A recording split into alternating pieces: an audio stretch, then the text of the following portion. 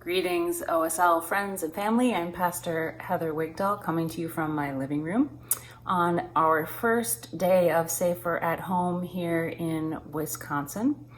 I want to share just a brief word and reflection with all of you and remind you that you are in my thoughts and my prayers, and remind you that we continue to practice worship and participate in worship together as a community of faith, now in visual form. I remind you to continue to check our OSL website for all of those worship opportunities in the days ahead.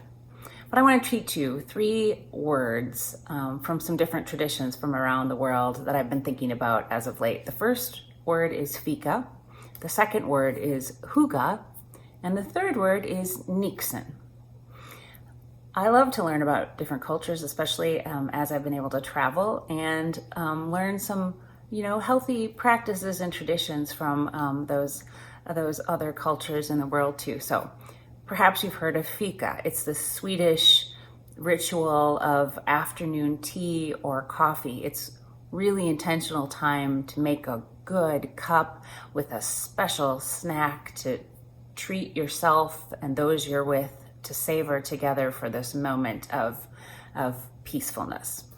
I think we have time these coming days to practice some Fika time.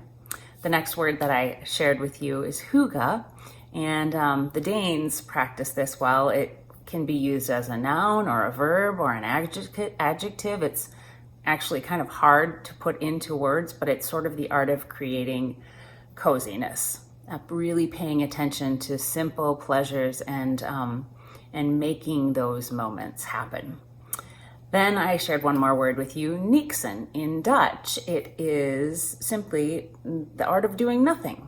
To practice Niksen is to allow yourself to do nothing in order to let your mind wander, look out the window, be more free, and often then be more creative too.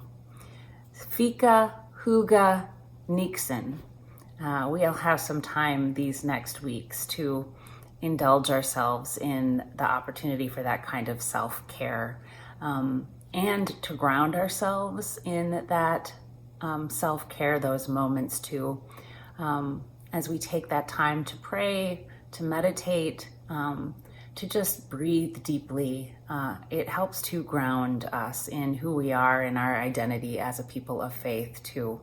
I often find myself in prayer time just letting myself think about people, letting my mind consider them, hope they are well, sending them my love and my thoughts. This can be a practice of prayer. It can be a kind of meditation. So I encourage you to make those moments a part of every day, to allow yourself to feel more grounded and also to feel more connected to those you think about, those you pray for.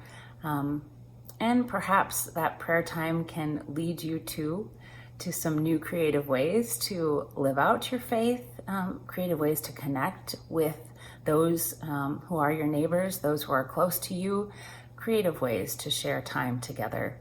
I recently, with my husband, sat down for a little Zoom cocktail hour with some friends, and we shared an hour together via Zoom, a virtual cocktail hour, and it was good for the soul. So I encourage you to find some creative ways to still make those connections and to reach out to those that you know are even particularly more isolated.